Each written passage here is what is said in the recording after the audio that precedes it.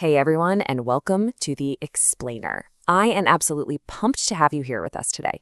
Get ready, because we are going to take a really structured, deep dive into the messy, complicated, and honestly fascinating world of human relationships. Today's source material comes straight from the brilliant YouTube creator Jamie Nelson and her digital program, the Storytime Society. We're going to unpack two starkly different Reddit relationship dilemmas she recently analyzed, and we'll really look at the contrast in how different partners handle stress. So think about this for a second. What actually happens when our deepest, darkest vulnerabilities get blasted across the internet? When people hit an absolute breaking point in their personal lives, they so often turn to anonymous online communities for guidance. Today, we're going to look at how real-world advice impacts these super fragile situations, and more importantly, how partners react completely differently when the emotional pressure is dialed all the way up. Section 1. Inside the Storytime Society. Before we get into the wild details of these cases, let's just set the stage real quick on where our data is coming from today. Our source today, Jamie Nelson, is great because she doesn't just sit back and passively read Reddit stories into a microphone. She actively unpacks all this complex online relationship drama, and she adds her own really sharp commentary on what actually constitutes healthy communication versus, toxic behavior.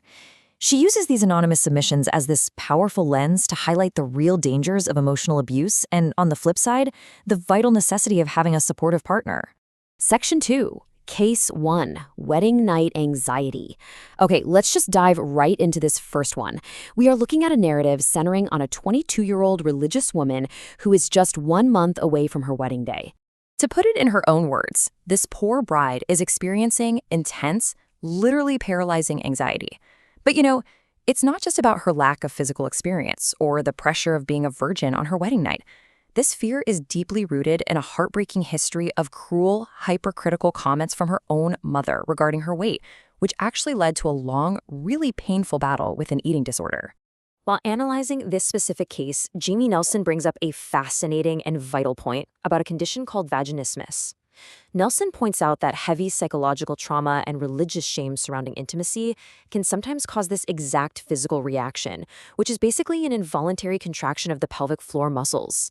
It makes intimacy incredibly painful, and frankly, it often requires intense physical therapy to overcome.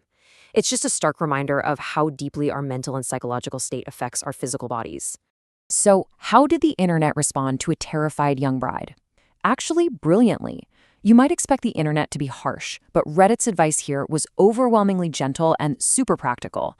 Commenters told her to just relax and find a comfortable pace. They kept reminding her that there is absolutely zero pressure to consummate the marriage immediately on the wedding night. Some folks even suggested starting by exploring mutual masturbation just to build up some comfort. It was honestly a beautiful display of an online community stepping up to help someone in crisis. Section 3. The power of patience.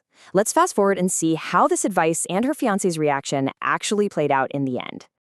What's really amazing is we actually get a 3-month update from her. She posted back to let everyone know that the wedding was absolutely perfect. She felt beautiful in her dress, and crucially, she didn't let her mother's judgmental attitude ruin the big day. But the real victory here? Her husband was incredibly loving and supportive. He completely removed all the pressure, and because she felt so safe, the wedding night was amazing and entirely pain-free.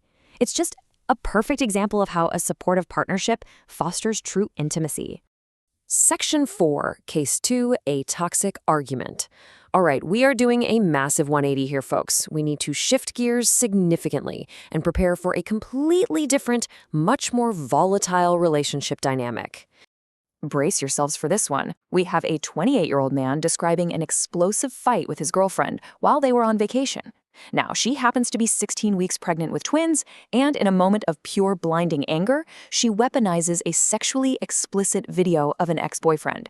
She shoves it in his face to intentionally inflict maximum emotional damage during their argument. So, the crucial point we need to talk about here is emotional abuse. By definition, this is purposefully using someone's vulnerabilities, insecurities, or past trauma to inflict emotional pain. And get this. The boyfriend had explicitly shared with her that he'd been cheated on in every single past relationship. Jamie Nelson's commentary absolutely hits the nail on the head here. She says this reaction isn't just some minor vacation squabble. Acting impulsively to trigger a partner's deepest insecurities is incredibly toxic, and it's fundamentally abusive behavior. And then the internet detectives stepped in. Take a look at the number 30. This represents the 30-day rule for Apple's iPhone recently deleted folder. See, the pregnant girlfriend claimed the video was just sitting forgotten in her deleted files. But commenters immediately pointed out, wait a minute, iPhones automatically purge that folder after 30 days. So this means she couldn't have just forgotten about an old video. She had to have actively kept, viewed, or moved this explicit video within the last month. Busted. Section 5, Fallout of Emotional Abuse. Let's look at the immediate aftermath of this destructive fight and how the partner attempts to repair the massive emotional damage she caused. Let's walk through this timeline because it perfectly illustrates the chaotic cycle of toxicity. First, you've got the argument, where the explicit video is shown out of pure anger. Then comes this frantic apology, where she lets him empty her deleted folders. Next is the overcompensation phase. She's buying him an Easter gift hamper, booking expensive beachside dinners, paying for mini golf, the whole shebang. Then severe nausea sets in from her pregnancy, adding more stress. And finally, the realization. The boyfriend realizes that despite all the fancy dinners and gifts, the emotional damage is permanent. He literally just can't get the video out of his head. All of this led to a painful, yet honestly incredibly mature realization from the boyfriend. 2 happy homes are always better than 1 toxic, unhappy home. Despite her desperate efforts to overcompensate and buy his forgiveness, the foundation of trust is completely broken. He realizes that staying together just for the sake of the babies would create a miserable environment.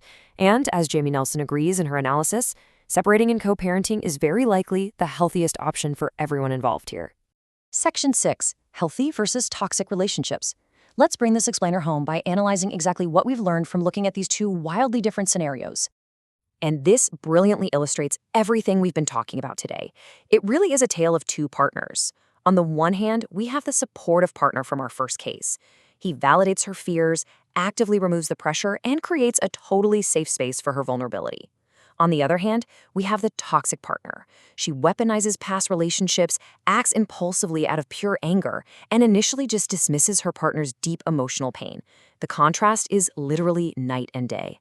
So I want to leave you with this final, somewhat provocative thought to chew on.